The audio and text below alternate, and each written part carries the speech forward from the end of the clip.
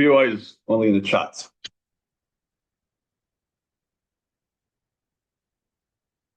It is difficult to overstate how much decimation has happened in the Middle East post the Arab Spring that was directly funded by Iran. In Lebanon, Hezbollah has funded terrorist groups, or rather, Iran has funded Hezbollah, which has turned a nice functioning state into a state where Christians are being murdered on the street.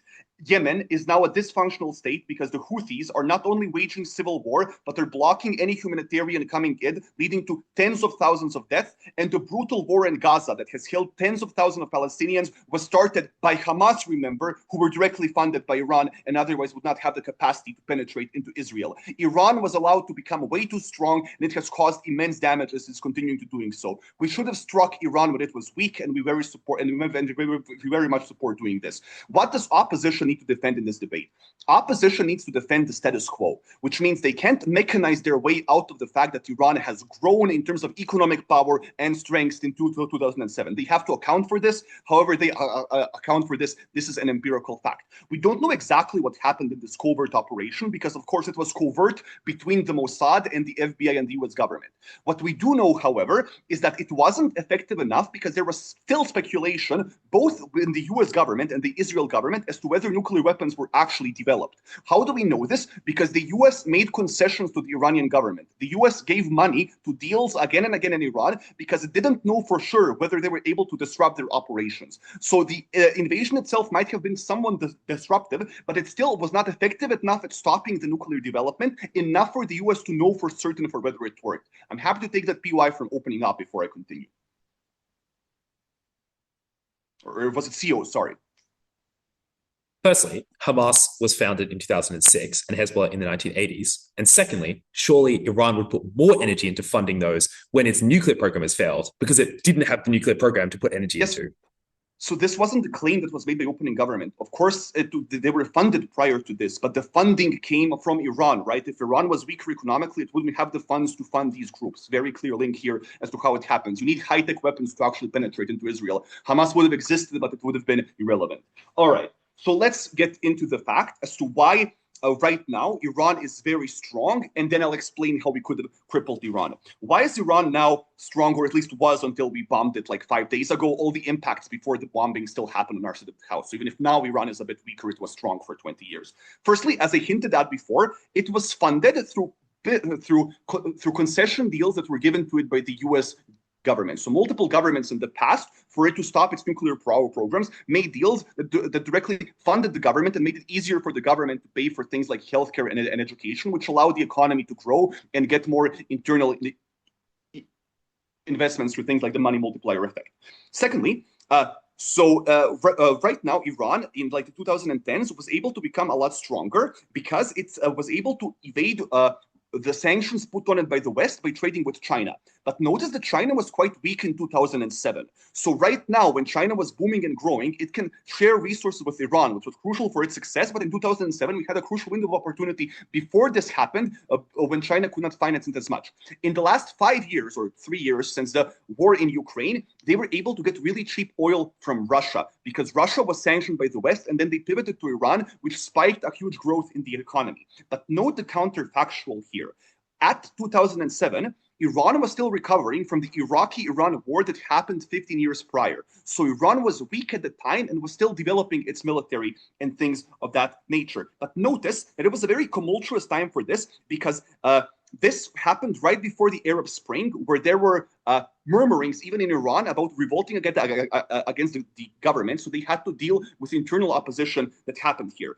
In the meanwhile, however, the Assad regime got a lot stronger, and the Assad regime in Syria supported Iran up until recently, which made Iran a really strong force to be reckoned with. This allowed Iran to grow militarily and to grow economically, which allowed it to fund the Houthis. It's allowed it to fund the Assad regime and all of the bad things I talked about in the past. Why would have this military action that we propose in the status quo actually have crippled Iran? Note that the reason why Bush didn't do this is because he faced a lot of political backlash after invading Iraq, and the Iraq invasion wasn't so popular. So he wanted to stop doing this to appease the voters. But Iran is not Iraq. Unlike Iraq, you had legitimate reasons to attack Iran for all of the reasons I said before. So how would this work?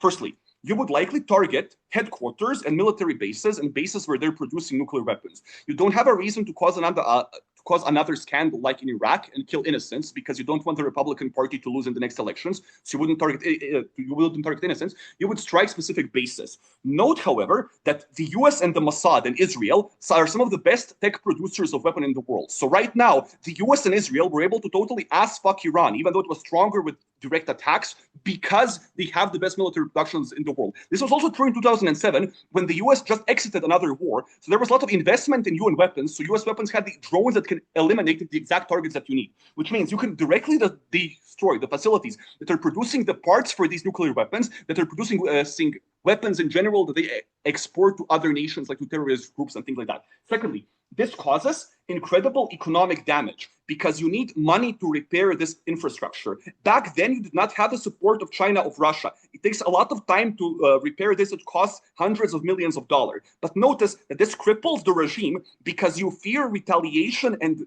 regime delegitimization from your own people. This was right before the Arab Spring happened. You were super poor. So either you spend more money on continuing this war or you spend money on things like healthcare and education. If you mistreat your people too much internally, you're going to have more protests, more paramilitary groups, so it's even more expensive for you to deploy soldiers internally, which is why Iran would have likely made concessions to the US government and to Israel, because Iran would have been losing. So we probably wouldn't have had a prolonged war for 10 years. Instead, after 6 months, Iran would be bled for resources and would make concessions like it did 2 weeks ago. 2 weeks ago, the Ayatollah said like, yeah, we won this war, but basically they kowtowed to Israel and the US. They would have done that again 20 years ago when they were even weaker. So we could get stronger concessions from them that we did, like transparency about what they're doing to the nuclear deal, like things that they have to commit to not abusing their women, long-term sanctions and oversight. Finally, we can assassinate their leaders. The Mossad and the US are very good at tracking you down. They have GPS technology, which means future scientists and future military generals who would maybe get associated with a deal would fear being assassinated again. You hear stories of these people dying, so the regime would know it's not profitable for us to do this, or our family will literally die. Fuck Iran and fuck the damage they have caused. We should have attacked them far longer ago. Very happy to be in opening government. Oh. All right, great. Thanks so much, Prime Minister, for that fine speech. Now inviting Leader of Op Place to open the Op case. I'm audible, right? Yes, you are. Okay, starting in 3, 2, 1, go. I want to be that petty guy and directly read from the info slide. Full-scale military operation. Invading is one of the options. We are talking about repeating Afghanistan and repeating Iraq and launching an operation that seeks to topple down the government. Why is this? This is, I think, what the intention of the motion is. If you're not convinced as a panel, I'm going to logically explain it as well. Multiple reasons as to why this is the case. The first one, any benefit of opening government can only manifest with a full-blown invasion. Why? Because you seize the means of productions, the factories that generate the money that go into those terrorist groups. B, you destroy and dismantle the military, like what happened with Iraq, right? Because those are the people that are training the terrorist groups and that are giving intel to the terrorist groups or are giving personnel to the terrorist groups. So any impact charitably that can manifest out of opening government depends on a full-blown invasion. But thirdly, in the vast majority of cases, those conflicts exacerbate themselves uniquely because you're not bombing a couple of sites. If you invade them on the ground, if you destroy crucial infrastructures, they're going to destroy your bases because they have no choice but to retaliate. Otherwise, they appear weak. And if this is insufficient in order to get the demanded economical and military concessions, what happens is that you need to further invade them. You need to do more. So invasion is inevitable. I have genuinely no idea why opening government is running away from their burden that the info slide says invasion, full-blown military operations. It's not a small-scale tactical operation that was being considered. Bush was considering repeating Iraq, but with Iran. I think this is pretty straightforward. Now, why is this problematic? Why an invasion happening, a full-blown military operation, will lead to a prolonged war? Even if you try to seize key areas within the country or key facilities, why they are likely to fight back? A multitude of reasons as to why this is the case. The first one is that if you continue to attack them and seize key regions that are that are crucial for them to retain power. They have no choice but to fight back, because if they concede that power, those crucial military, economical, and trade routes, this means that the government itself will go bankrupt. So it's a threat of life or death for them, which means in the vast majority of cases, they're likely to fight back. Secondly, there is the existential fear that you can seize more. If you seize a specific region, if you seize specific facilities, there is always the fear that you're going to be doing more. So they're obviously going to be fighting back because this is their own country. Why is any military operation unlikely to be successful? A multitude of reasons as to why this is the case. The first one is this is a post-Iraq world, which means Iran is very prepared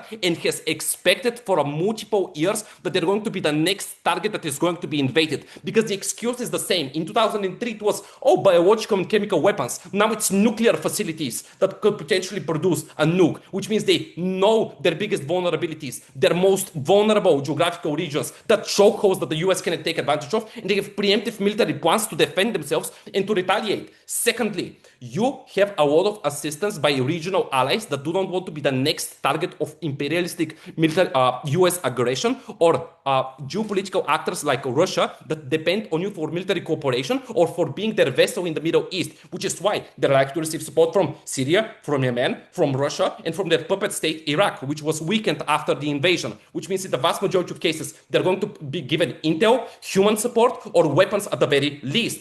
Thirdly, the local population is likely to continue to be on your side, because even if they're dissatisfied with the regime itself, a familiar devil is better than the imperialistic and often vilified US regime, because they also are most likely to more directly, proximately, and recently hurt you. Even if the regime is not perfect, the majority of the population is more likely to remember the fact that your father could not get diabetes medicine because the route stopped working. They're more likely to remember that their sister died in a strategic operation that bombed a couple of hospitals that were approximately placed next to military bases in Iran. So the population is likely to rebel against the US in that particular regard. Finally, there are a lot of inherent military inefficiencies that make any invasion or even a medium-scale operation inside Iran likely to be unsuccessful. What are those inefficiencies? The first one is Iran has an inherent advantage of being the defender.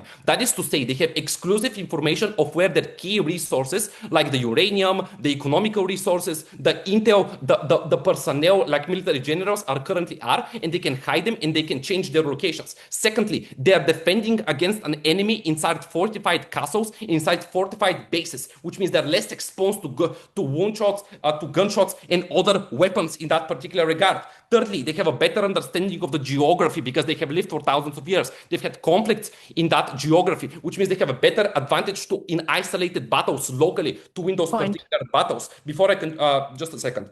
And fourthly, in many cases, the US cannot effectively invade because an effective full-blown invasion or a large military operation relies on you being able to transport a large degree of people across a border. The problem is no country that's neighboring Iran would devastate their relations and allow them to be that proxy because they have no idea how the war will be playing out, which is why in Iraq they relied on strategically deploying troops through ships, which is highly ineffective because no country that was a geopolitical ally of the US, even Saudi Arabia, allowed for them to become a full-blown vessel to allow the invasion to happen. Before I continue, closing. So I mean, the problem is that the motion says that this has to the world where you do strikes, and Bush is probably aware of all this, which is why he just does what Trump did, where you just blow up the nuclear sites instead of like doing a full invasion.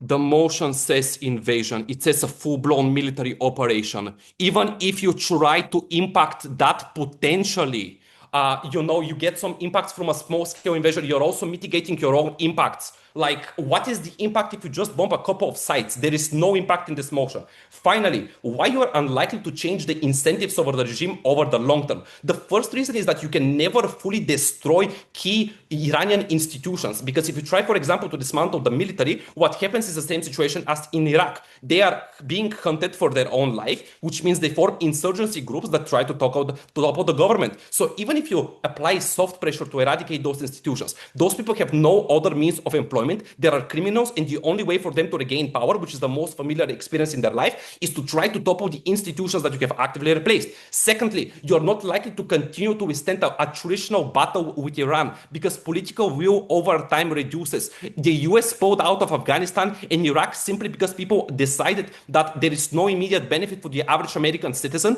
Soldiers were dying and the debt was piling up, which means you are likely to lose political will over time to sustain an operation. You cannot cripple them with a couple of strikes. You need a prolonged military operation, and you are unlikely to have the political will for that. On all those grounds, oppose. All right, great. Thanks so much, Leader of Op, for a fine speech. I now invite the Deputy Prime Minister to extend for opening government.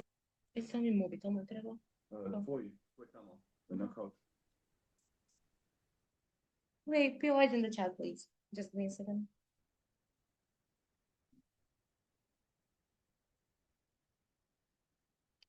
In my speech, I'm going to respond to the point about invasion. But before that, I want to talk about one strategic mistake from opening opposition. Your only task in this debate is not only to prove that we have invasion on our side of the house, it is the way the invasion of Iran with all the other things that Robbie tells you. Because Iran not being invaded brought all other things and all other negative impacts that Robbie tells you about. It brought the war in Israel and Palestine. It brought what is currently happening in Yemen, and it brought what is happening in Lebanon. It destabilizes the region, killed hundreds of thousands of people, and left states practically dead failed states. This is the thing you have to weigh against. Even if it's true that we have an invasion, it is quite unclear why an invasion in Iran is going to be so atrocious to account for all the other atrocities that Robbie tells you about. But before going into weighing and before going into how this emboldened Iran, I'm going to respond to the point about invasion. So there are three reasons as to why invasion is unlikely. Firstly, know the info slide, and Ziyad points this out, and Robbie also pointed out. It does say somewhere in the info slide there is an invasion, but the motion is, and in the info slide it also states military strikes, which means you cannot just impose the idea of invasion on us.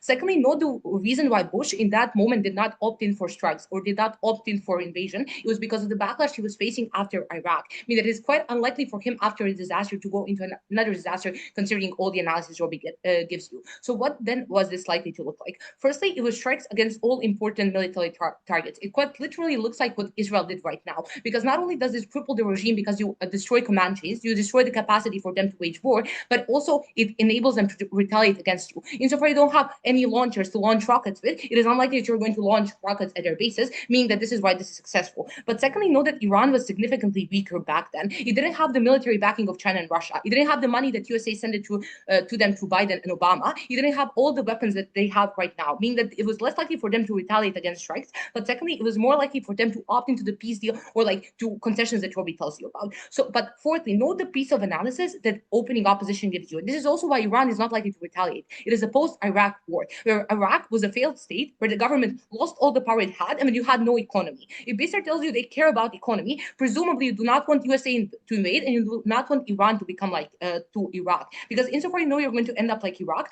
first you're going to lose governments within the country. Secondly, you're going to have unrest within the country because other groups are going to try to battle for power after the invasion is ending, and you do not want the economy that you need to prop up your patronage network, which is how Iran functions, to fall apart. Which means that insofar you are in a post-Iraqi war, Iran is also seeing what happened to Iraq after USA invaded. You do not want to incentivize USA to invade, means you are less likely to strike back. So why would then the strikes be good, and why would they be efficient? Firstly, because note the amount of intelligence we have on ground. Mossad literally is embedded for decades and for family generations into Iran. They have all the information needed to know when to strike and how to strike and where to strike, because like we saw it currently when Israel was attacking also Iran, how Israel had every piece of information it needed on the Iranian regime. Secondly, you're just finished Iraq. This means you have a lot of military equipment. You have a military that is ready, that is like proficient in how to strike other countries, and you have experience you gathered in Iraq, which is quite similar to Iran, I'd say geographically, which means that you have knowledge needed and you have fresh people who are ready to execute this well because you learned from a mistake that happened in Iran.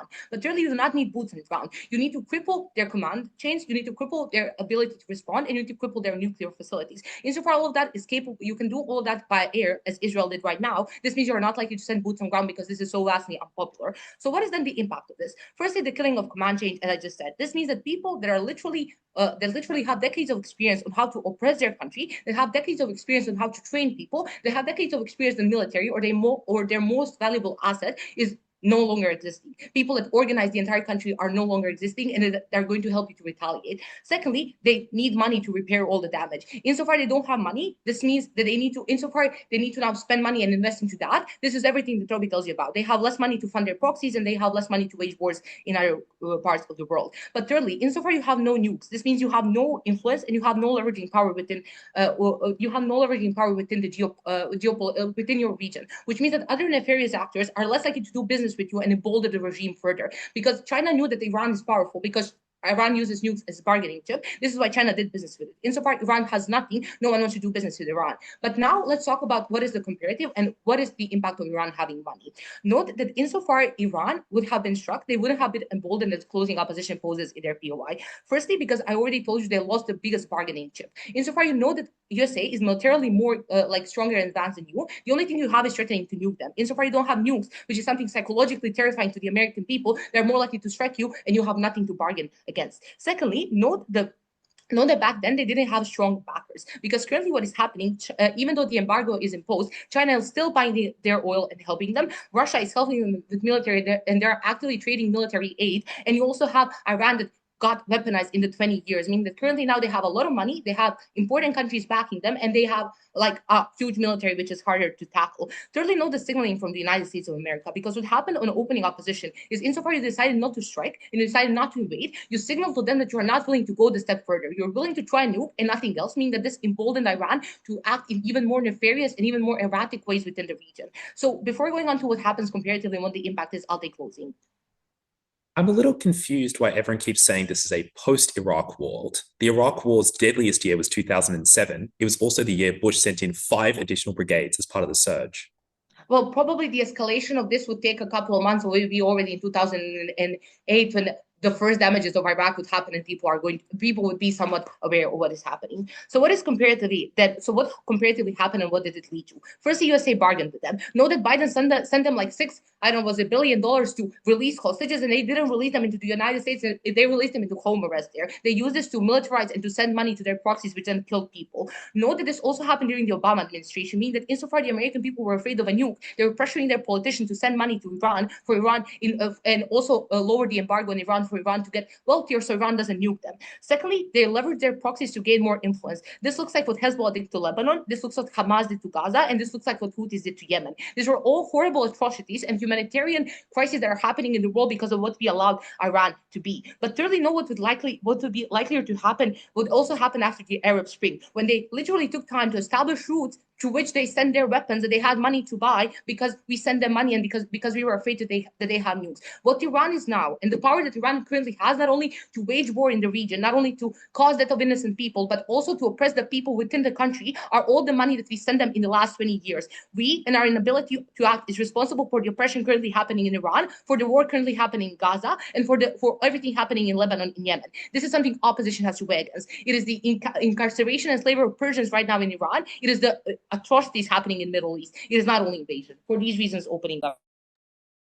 All right, great. Thanks so much for DPM for that fine speech. We now move on to wrap up the opening half with Diallo. Hi, I presume I'm visible, audible. Yes. Okay, I'll take POIs in the chat. I'll take one from closing, and just 1 second.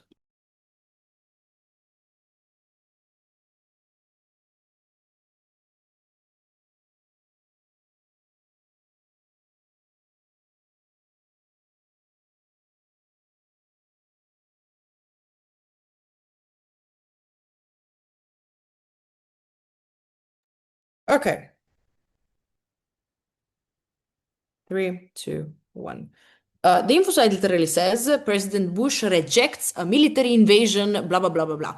I'm not understanding what the fuck is going on in this round and why people are not accepting that burden. But you know what? I will argue the even if it's only military strikes, why it's still, most of our case still applies. And second of all, why we do believe it will escalate into an invasion, even if initially it is just a military strike. They cannot point that, but what's happening in Iran right now is just military strikes. But we have not seen the future, and it will probably escalate later down the line. So let's talk about that. Firstly, why do we believe that this is something that, even if it's just initially strikes, it would escalate into a full invasion? Firstly, when you do the initial strikes, let's say just on the basis, whatever it does, Iran is able to either fix itself and either do the nuclear plant somewhere else, or in general, like if it's able to keep its scientists and people who work there, they're able to replicate the process, or in general, they retaliate in some capacity. This means that you, as the US, are put in a position where not only did you invade again or like military struck another country, but it puts you in a position where you do have to continue because you're seen as weak and you haven't finished the job. You're not able to, if you're 100% certain that you haven't removed all the possibility of them doing this, you are pushed to do this no matter what, because okay, maybe the striking is not popular, but you know what's more unpopular? Losing the fucking strike by itself, you're seen as much more weak. Second of all, in generally, you need to be able to remove the economical threat of doing this, aka Iran having the money to replicate this process. You have to have troops on the ground to actively limit this from happening, from taking away the oil reserves, from limiting the ports, or in general trying actively to sabotage Iran's efforts into replicating this, which means at some point you do need people on the ground that are going to limit this, because otherwise they just replicate the process later down the line. Third of all, the risk of invasion by itself is strong enough of a reason for us to consider this, because the point of people being deprived of basic needs and generally bombed is very likely to happen. Why? Because what the most basic military tactic is, that there is the risk of you being invaded as Iran, because it happened in Iraq, which means you will hide under hospitals, schools, and generally protected civilian areas of your scientists and the people who work in those areas. So the moment you still have the know-how and in general the capacity to produce this, even if the strike limits you for a certain amount of time, you will be able to replicate this. Now, last reason, Iran will still be economically able to handle this, and there are a few reasons why. One, it still has a lot of partners such as Russia that are actively helping it. Why? Because Russia has a vested interest into making the US weaker and actively sabotaging its allies. This means that the moment also they see a higher threat against Iran, they're probably going to help them even more, considering the risk of the US being, US allies in general being stronger within the region. Second of all, Iran controls nearly 30% of the world's oil. Moreover, geographical position in terms of them controlling the ports and seas that are extremely important for exports within the whole region is a crucial point. Why? Because one, they're able to sustain themselves financially because of the oil that they produce. But second of all, they have so many allies that are reliant on their ports and their pathways to trade that it means that they will still be able to recover themselves economically. What does that mean? If it's just strikes and nothing else, Iran will have the capacity to replicate and will have the capacity to sustain itself for a certain amount of time, which is what we are talking about. Now, second of all, even if, let's say, forget what I said, a strike in itself, why isn't it going to be useful to do what OG are saying? One, just to say, Iran war finished in the late 80s. What the fuck are we talking about? That they're still going to be recovering from this war and they're still not going to be economically well. This is completely asserted and it's just factually not true. But second of all, Iran was already starting to get prepared the moment that the US invaded Iraq. This is very intuitive to think, and it's what happened because they are very proximate within the region, and the reasons why they were invaded were the same. For Iraq, they're super close to biological and chemical bioweapons, which is the reason why they invaded. For Iran, it's they have a nuclear weapon, which is close to the mind that you will start preparing yourself. What does this look like? You investing more within your military, you actively hedging and protecting your facilities, and in general thinking about how you're going to develop your military strategies. But second of all, since I already explained this attack would be expected, you're more likely going to prepare in advance in terms of hiding the people and going other places where it would not be effective. Now, engaging explicitly with OG. Firstly, on Iran was the worst because they just invested in a bunch of terrorist groups, and that's bad. First of all, Iran has been invading funding those groups for plenty of time before. I do not understand why this is neglected. They say, Iran was weaker, but the fact is that they have been funding them for 30 years. This is something that accumulates, and I'm not understanding why this on the comparative is not considered. Secondly, just to flip this, it's likely that Iran would invest even more into those terrorist groups the moment that they're struck. Why? One, the moment that you don't have the safety, supposedly best case of your nuclear weapon, it means that you need to protect yourself from these people in another way. What is this? Investing into terrorist groups. Why? One, you're able to basically invest in those militias and in general terrorist groups in order for them to disrupt the military operations of those countries within the region, or in general the governmental operations of the countries that are near you. This is the best way for you to protect and create basically puppet governments where you're able to also extract money if you're economically weak and actively be able to rebuild. Before I continue, closing. Was there anything notable happening in Iran in the early 2000s? Bro, do I look like a pop quiz to you? I don't fucking know. Answer it in your speech. Like, what? I hate these kind of fucking questions. Now, let's continue. I'm getting rage baited. Now, in terms of the burdens that we have to prove and why we're able to fulfill them. First of all, why is the alternative it's still efficient in what we want to do? What the cyber attack look like is actively them hacking into the machinery within those nuclear plants and making them literally disrupted. It literally looks like centrifuges spinning around at crazy rates and then not being able to function for years upon years. This actively fulfills what the mission was supposed to do, which is that it delayed the process by a long time for them to be able to create nuclear weapons. And moreover, I think it's very intuitive to think that the nuclear weapons would never be used by Iran. First of all, because of the mutually assured destruction and generally the fact that they know that Israel also has a nuke. It's not like they would ever use it. But second of all, they use it as said for deals. The fact that they're nearly finishing them, which we've been repeating for 20 fucking years and they still haven't done it, is a major reason how they got better deals, which is why the reason that they don't have a reason to finish it off. We believe the reality was that they were able to disrupt this to a significant extent. The alternative is much worse, where millions of people are going to die, and Iran retaliates in a worse way than what it did right now. Very happy to oppose. All right, great. Thanks so much to DLO for that fine speech. The top half for the debate thus far. Now inviting Member of GOV to open the back half, to open up the CO case. Am I audible and visible? Yes. Thank you. I'm sorry, CG, but I really don't care about Obama. Two important pieces of context to position the CO extension. The first is that Iran did not get stronger over time. I think its power actually peaked pre-2010 and afterwards it declined in strength and stability. Why is that so? One, Iran was more politically unified. The moderate faction which emerged during Hassan Rouhani's election in 2015 was still weak in 2006 and 2007. Ahmadinejad was the president. He was a fervent nationalist, and the nationalists were stronger and more fully compliant with the Ayatollah's instructions and the Ayatollah's will for the country. Secondly, Iran's power was dramatically weakened by the collapse of its main supporters. That is to say, Syria's Assad, which underwent a civil war from 2011 to literally this year, was no longer able to support Iran for a vast majority of the time that opening government claims they strengthened. So I'm not sure why OG brought this up as their mech. If anything, it rebuts them. Thirdly, there's been a rise of moderates and progressives, a young and educated class of Iranians who have been listening to more diverse news sources rather than state-run media, which had a monopoly over narratives back then in 06 and 07. And so that is why you see people who are literally protesting against the Revolutionary Guard. You have people who are protesting against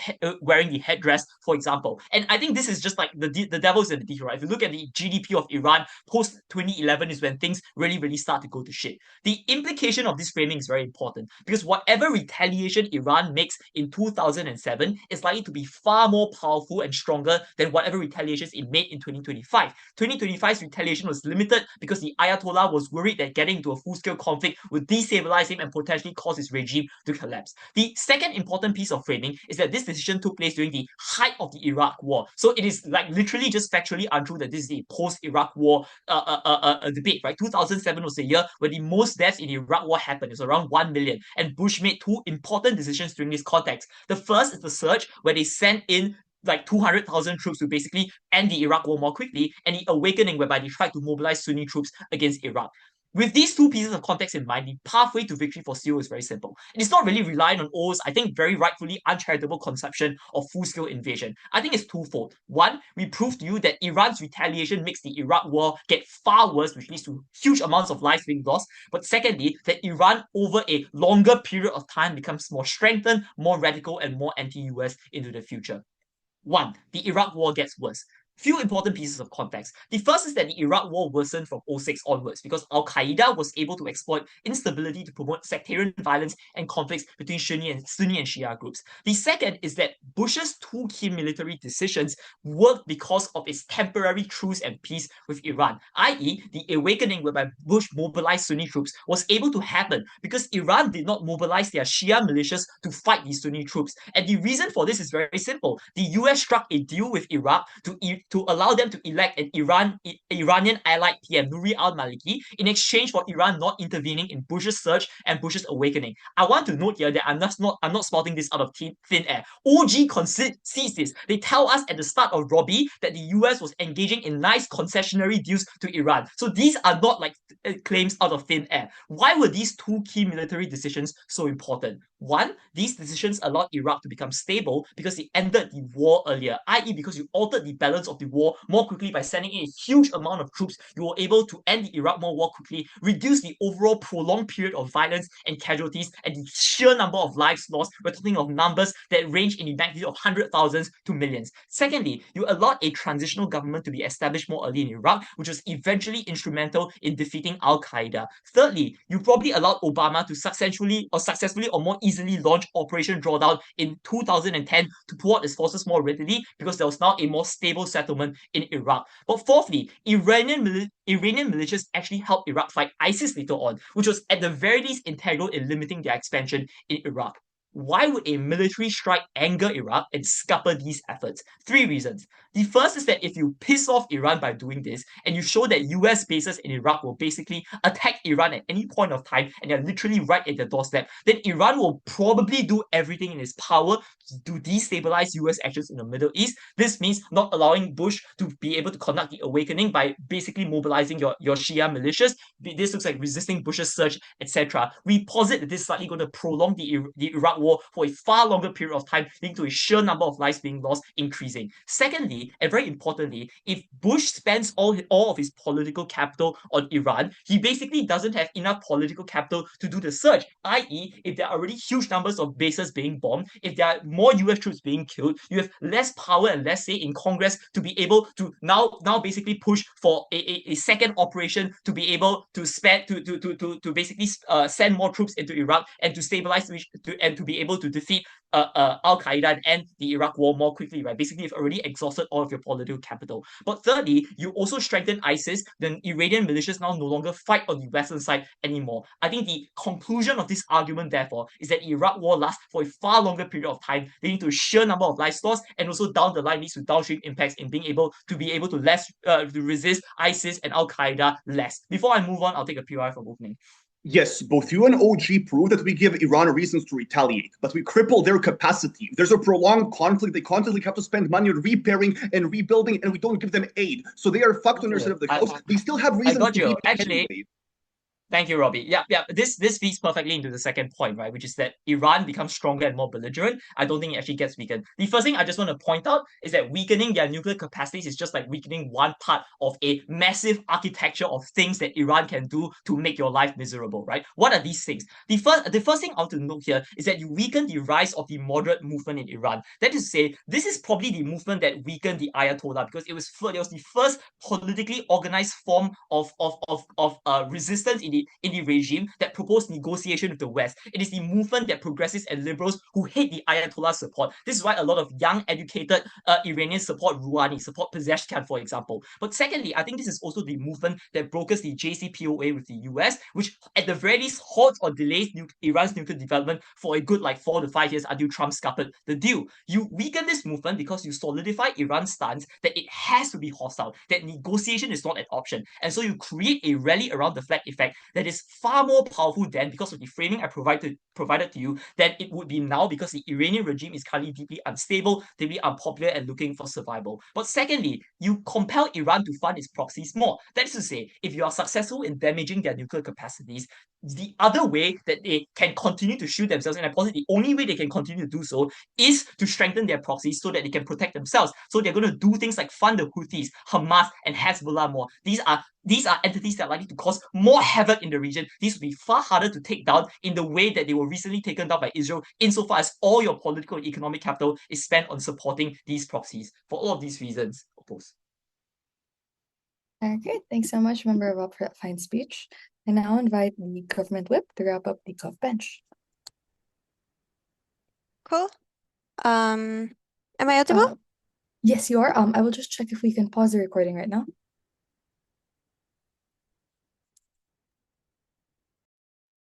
Alrighty, can everyone hear me? Does that sound all right? Yes. Lovely. All right, DPOS have you like. All right.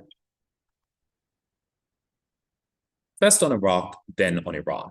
On Iraq, why is the question of what happens to Iraq substantially more important than any other argument advanced about Iran? 4 reasons.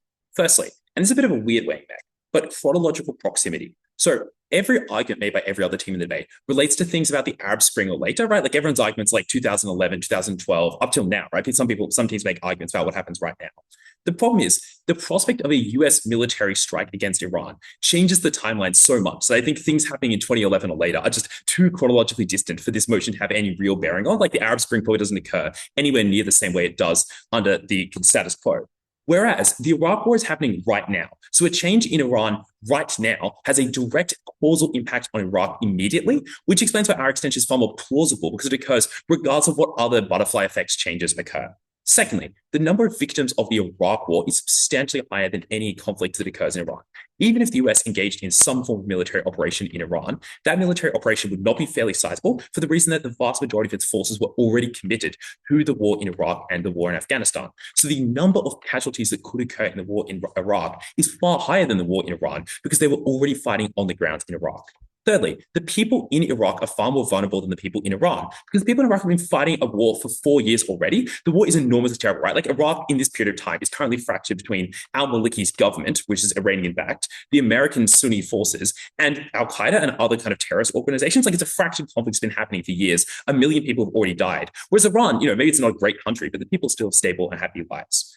Fourthly, there's a ripple effect from Iraq that doesn't occur from Iran because Iraq is geographically proximate to other conflicts, whereas Iran isn't. So, for example, the war with ISIS in 2014, Iraq was on the front line of that war with ISIS. A stable country in Iraq is incredibly important for the successful fight against ISIS that actually occurred. What was our extension on Iraq? Because shamefully, it receives no response from that opposition whip speech. We explained a very simple point, which is that in 2006 and 2007, the Iraq war was as bad as it ever was. Those were the worst casualty years of the Iraq war. Yet in 2010, the Iraq war was won. The US military drew back its forces, it retreated, and the government was relatively stable. It was a government that was able to survive ISIS. It's a government that to this day is stable and maintains control of the country. 2 things happened that allowed that 3 to 4 year period of time to become one in which Iraq was stabilized. First, the United States launched the surge. That is an enormous increase in political capital, but they sent 5 brigades more troops in, and they recruited a bunch of Sunni militias into their government. The surge was enormously risky for George Bush, right? It was a political capital expenditure of enormous magnitude for the reason described by opening government, which is the previous failures in Iraq had meant that the American public were quite oppositional towards sending in forces. So if you believe opening government and the US military uses all of its political capital to intervene in Iran, it does not have political capital to justify an intervention into Iraq. So the surge, which is what allowed them to beat Al-Qaeda because it brought in the troops that actually fought against the terrorist groups, would never have happened under Assad government. The second thing that stabilized Iraq is that Iran stopped fighting the Iraqi government. Instead, they came to an informal agreement with the Americans. That informal agreement was, in exchange for Iran telling its Shia militias like the Badr Brigade or the Wolf Brigade or the Eagle Brigade, not to attack the Iraqi government, the Americans would allow the Iraqi government to be dominated by a Shia-aligned person, Nouri al-Maliki. So that agreement was basically, we have a stable government, but it's a bit more Iranian-aligned. That would never have happened under Assad government, for the reason that the Americans had just used Iraqi air bases to attack Iran, for the reason the Americans are now seen as a direct threat to Iran. So you cannot allow a vaguely middle-of-the-ground government to exist in Iraq. You need to destroy Iraq instead. The only response this argument gets, because there's none in that government whip speech, is that of opening opposition in a POI who say, well, Iran doesn't have the capacity to do any damage to Iraq, which misses the argument entirely. Because it's not about Iran having any capacity. It's about Iranian militias inside Iraq. People like the Badr Brigade, people like the Wolf and the Eagles and the Shia militias. None of those would be affected by the airstrikes, right? So whatever form the strikes took, it would not damage the capacity of those militias to destabilize the Iraqi government, which is what the Iranian government would surely tell them to do. That explains why Iraq gets far worse. That wins this debate. Before I move on, opening government. So Iranian militias probably have the same incentive to end the war in Iraq. It is quite unclear why on your side, when you strike their facilities in a cyber way, they are less angry at you than on our side when you strike them in a military way. You're uncomparative. No, so firstly, the comparative is that Stuxnet wasn't discovered until 2010. So the damage of Stuxnet was not, in fact, known for 3 years after the time the attack occurred. So chronologically, there would not have been that retaliation. And secondly, Shia militias do not, in fact, have the incentive to make Iraq more stable. They have the incentive to control Iraq. And they would have tried to control Iraq had Iran not told them not to, had Iran not threatened to cut off their weapons unless they engaged in peaceful negotiations. Let's talk about Iran. Best argument the other team runs is opening government. They say, well, we weaken Iran. There are 5 problems to this argument. Firstly, there's just no proof given as to why these strikes would weaken Iran. They say, well, it costs money to repair the nuclear facilities. But their argumentation is they won't repair the nuclear facilities, right? Like OT's claim is they will give up the nukes, so they won't repair the nuclear facilities. They don't waste the money. Secondly, they say, well, war is bad for the economy. But firstly, as they explain, war is very, very unlikely. Like this is military strikes. It's not a war. But secondly, if there is a war, that just means far more investment into the military. So there'd be actually far more investment into the military. The military capacity of Iran would go up because they would be forced to spend more on the military. Second part of the extension. When you nuke the Iranian sites, that takes out a massive money sink, which is the Iranian government had spent so much money on this bugbear of trying to make nukes that it was under neglecting the rest of its military. So when you remove the nuclear sites, you in fact strengthen the Iranian military because they spend more money on that military. Thirdly, you remove uncertainty from Iranian partners. So when you take away the nuclear program, that means that China and Russia think of Iran as much less of an unstable actor. You think of it much less as a kind of silly actor. They in fact trust it far more because it's not engaging in a speculative nuclear weapons program. So in fact, I think Iran would be stronger if the nuclear program was removed. And finally, I just don't think the other things they describe, like funding Hezbollah or Hamas, is actually that expensive. Like you just give them guns. Iran has lots of guns. They just fought a lot of wars in which they produced many guns. They never explain why that stuff is super expensive. Our extension, on the other hand, is that Iran becomes a worse actor because these strikes do 2 things. Firstly, they create a rally around the flag effect, where everyone rallies around the Iranian government. And secondly, the nationalist leader at the time, Ahmadinejad, can capitalize on this momentum in order to empower himself. I will here deal with closing government. Closing government.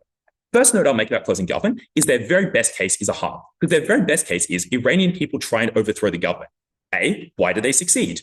B, if they do try, aren't they all just going to get shot? So you're just encouraging a bunch of normal, innocent Iranians to get killed by their government, which has way more weapons. C, even if they do succeed and they topple the government, surely it's just an unstable wasteland where terrorists take over.